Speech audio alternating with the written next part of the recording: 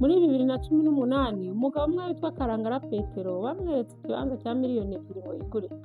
Aravuga ati ntunteshe umutwe, ngiye kwigurira imodoka. Uyu munsi imodoka yaguze icyo gihe ubu yarashaje. Icyo kibanza wahise akigurira ejo bundi mu kwezi kwa gatanu yakigurishije kuri miliyoni 20 zose. Ese wakwemera ko ikibanza gifite ubuso bwa metero kare 704 kiri ahantu heza mu mujyi wa Muhanga, gifite view nziza kandi kiri mu miturire, kigurishwa kuri miliyoni 8 gusa? Uyu munsi ndakwereka amahirwe ashobora kuguhindurira ubuzima.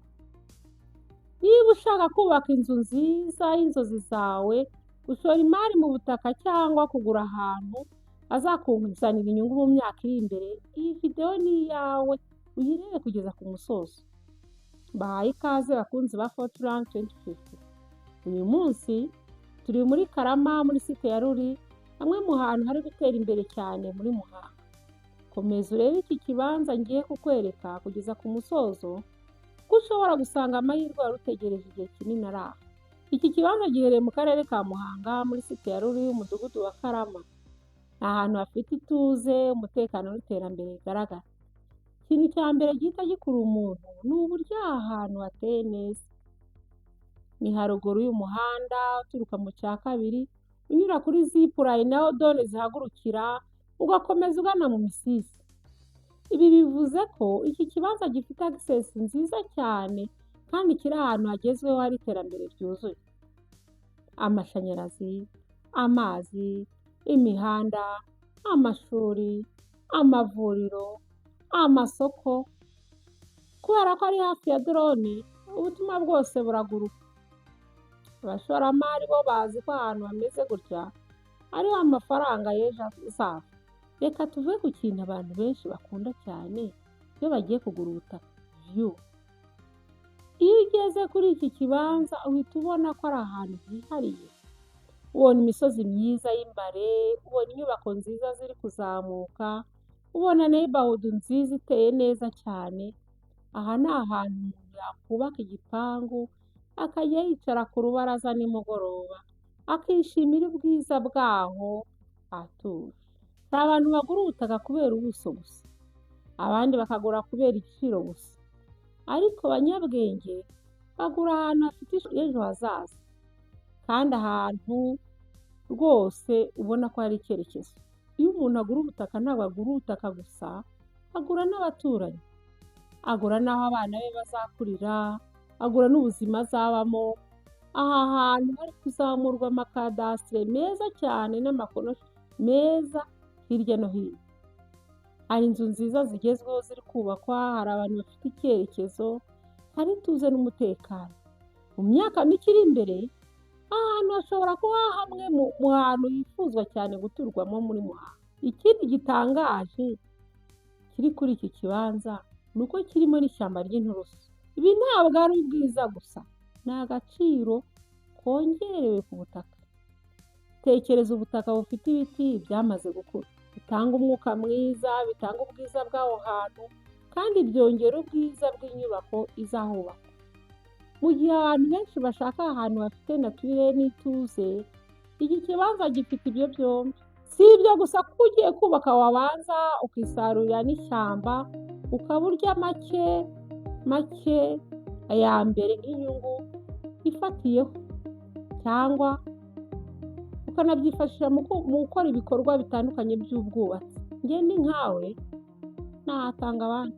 Iki kibanza kiri muri zoning R1, bivuze ko kiri mu gice cyagenewe guturwamo. Ni amakuru meza cyane ku muntu ushaka kubaka inzu nziza kandi igezweho.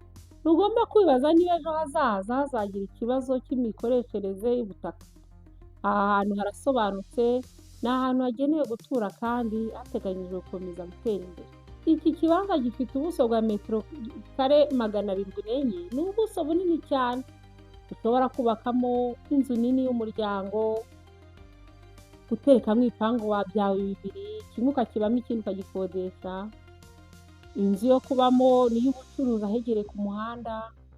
Ushobora kubakamo villa nziza ifite ubusitani ndetse na pisine, cyangwa ukagifata nk'ishoramari ry'ejo hazaza. Ubuso nk'ubu butanga amahitamo menshi. Ubuso nk'ubu butanga amahitamo menshi cyane. Kandi iyo ubuso bunini buhuye n'ahantu heza, agaciro kabwo karushaho kuzamuka. Dore impamvu ebyiri ndetse zinarenga zatuma iki kibanza utemera ko kigucika.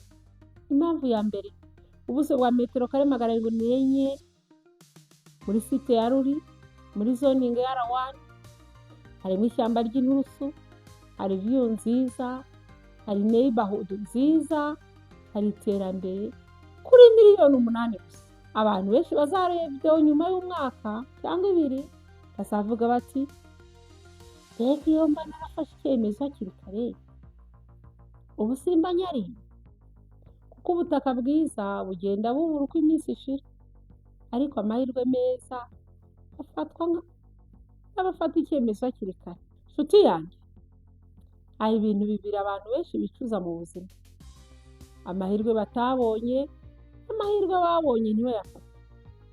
Uyu munsi uri kubona aya mahirwe, ejo hashobora kuzaba wakererewe. Ntutegereze ko undi muntu agufatana iki kibanza. Ntutegereze ko igiciro kizamuka. Icyemezo cyiza gifatwa n'uwabonye amahirwe akayakoresha. Niba ushaka ikibanza kinini kiri ahantu heza, gifite view nziza, kiri muri zoningi ya R1, gifite neighborhood nziza kandi gifite ahazaza hakomeye, iki kibanza nakweretse kiri muri site ya Ruli ni amahirwe ukwiye gufata nonaha. Duhamagare kuri iyo nimero ubona kuri screen yawe. Kora like, comment, share, kora subscribe kugira ngo udacikanwa n'andi mahirwe akomeye yo gushora imari mu butaka. Ntibagirwe kandi ukanda kwa gitsogera kugira ngo ujye ubona amakuru mu ba mbere. Fortran 2050, tangira kare, tekereza kure, shora mu butaka.